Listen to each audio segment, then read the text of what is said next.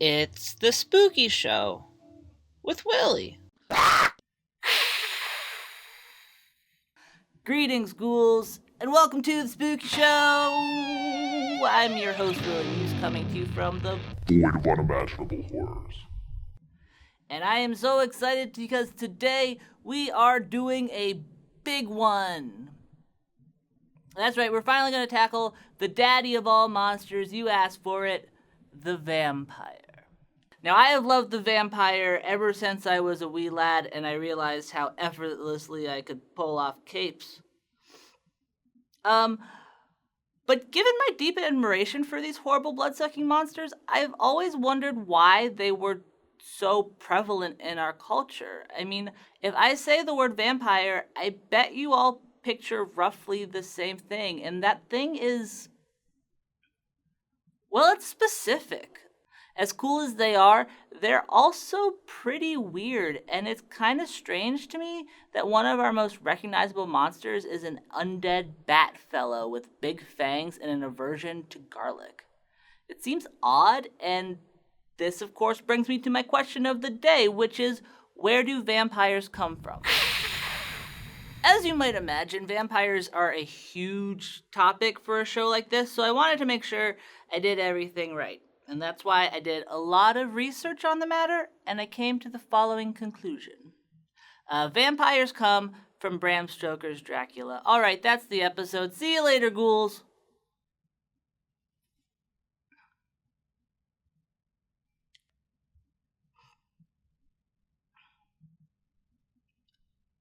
Okay, maybe there's still a little bit more to it than that. But that said, it can't be overstated just how influential that book was in establishing our modern perception of what a vampire is.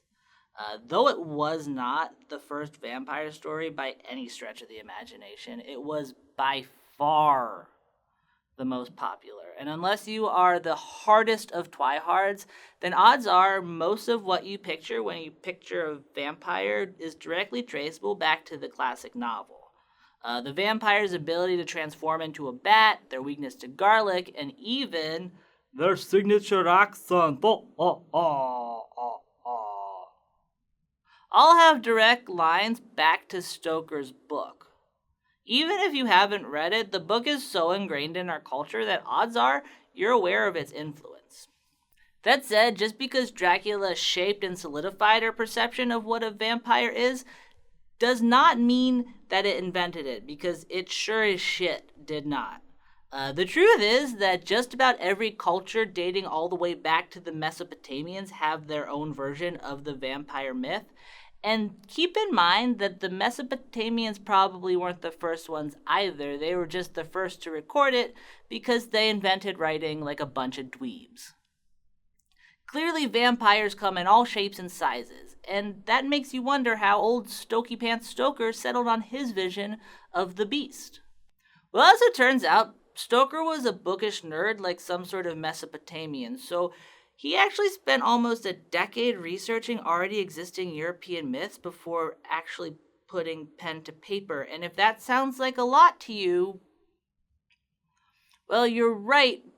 But as it turns out, he had a lot of stuff to brush up on because to the Europeans who came before him, vampires were a very big part of life. And what's worse, they were a very real part of life. I know I say this a lot, but if you haven't done so already, please take 12 minutes to watch my witch video, which will look something like this and is probably located somewhere here. I can't see YouTube. Anyway, I think that the video will explain a lot because at their core, vampires and witches share a lot in common.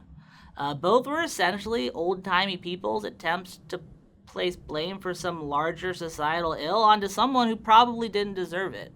There's honestly only one thing that separated the two, and that's while witches were an attempt to blame someone who was living, vampires were an attempt to blame someone who had already died. A lot of European vampire mythology sprung up around times when bad stuff like a drought or famine was happening in some village that the villagers couldn't explain but really wanted to. They do their best to try and figure out what had changed in their lives that might have brought on the curse, and given the fact that they were in an old-timey European village that was undergoing a famine or a drought, the thing that changed was often that someone had just died. The assumption that the dead were to blame for their problems drove some angry villagers to do the only logical thing and go ham on some grave by digging up those meddling corpses and giving them what for. It was when this happened that these old-timers' worst fears were both confirmed and perpetuated, because it is here that we meet the true villain in the history of the vampire. A fundamental misunderstanding of basic human biology.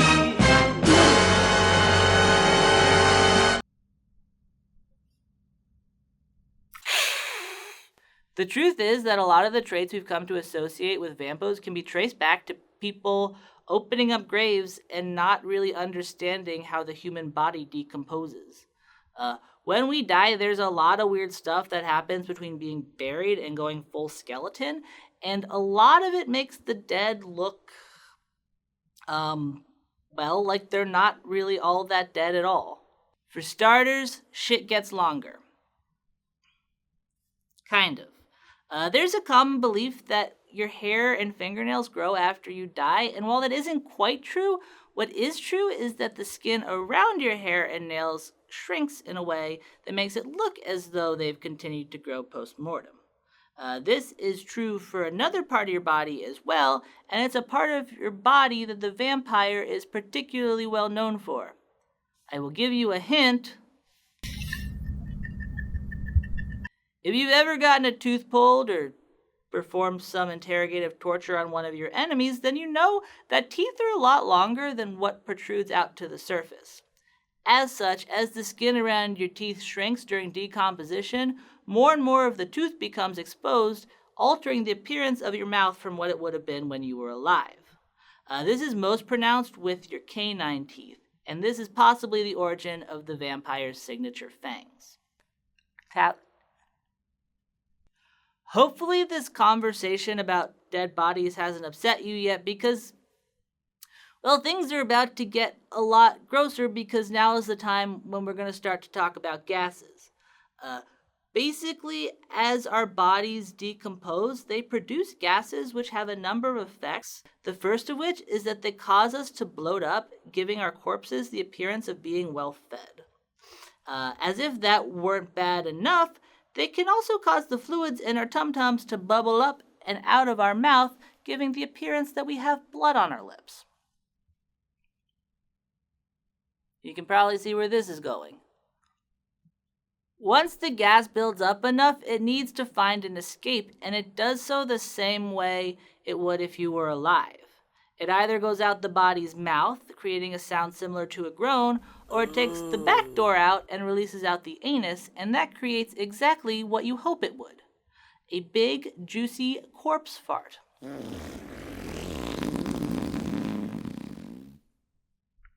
Don't ever let anyone tell you this show isn't classy. In all seriousness, though, picture that.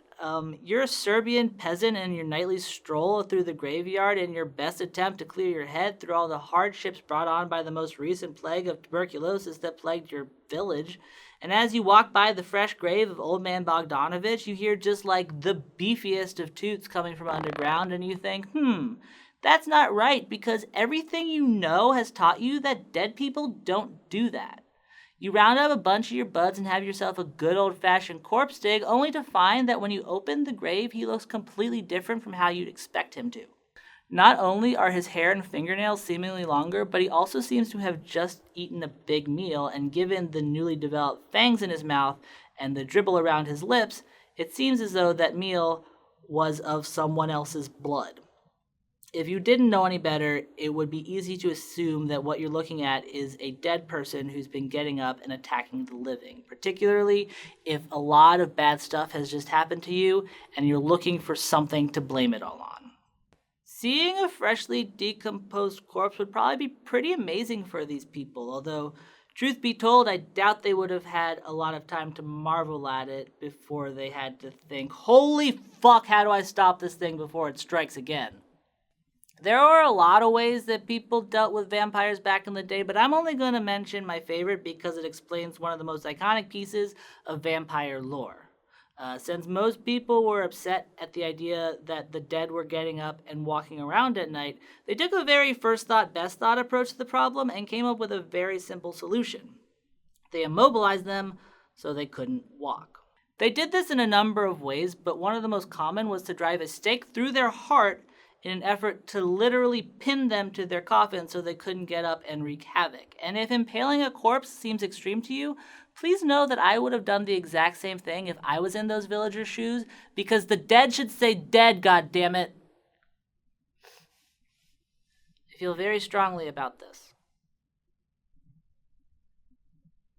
And honestly, though I started out saying I wasn't sure why the vampire was so prevalent in our culture, when I look at it this way, it actually starts to make a lot more sense why they're one of the world's best known creepers, because,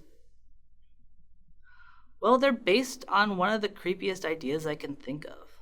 Death is not a pleasant fact of life, but it is at the very least a reliable fact of life. Any number of unexpected things can happen to us along the way, but one of the few things we know for sure is that one day we will stop breathing and end up in the ground.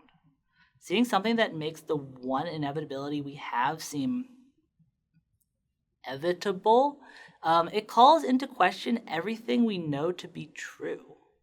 Though we usually think of vampires as draining us of our blood, the truth is that they drain us of our certainty. And if you ask me, that's pretty damn scary.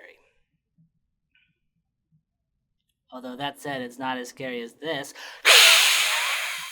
I'm almost done here, guys, but before I go, let me just say that the history of vampires is far too big to contain in one single internet video, and given that I have these bomb-ass fangs, I'll probably do another one on the subject someday. Although that said, if you feel like I missed something or got something wrong that can't wait until next time, please feel free to leave it in the comments. Although before you do that, please know this one thing. I already know who Vlad the Impaler is. Also, while we're on the subject of my fangs, well, actually, these are just a byproduct of living in the void and talking about vampires, but if you want a very similar set for yourself, head on over to Psychic Fangs because they do awesome work and they're run by a real chill dude, so link in the bottom. Also, please like, subscribe, share, pee my URL into some snow, anything you can do to help me out.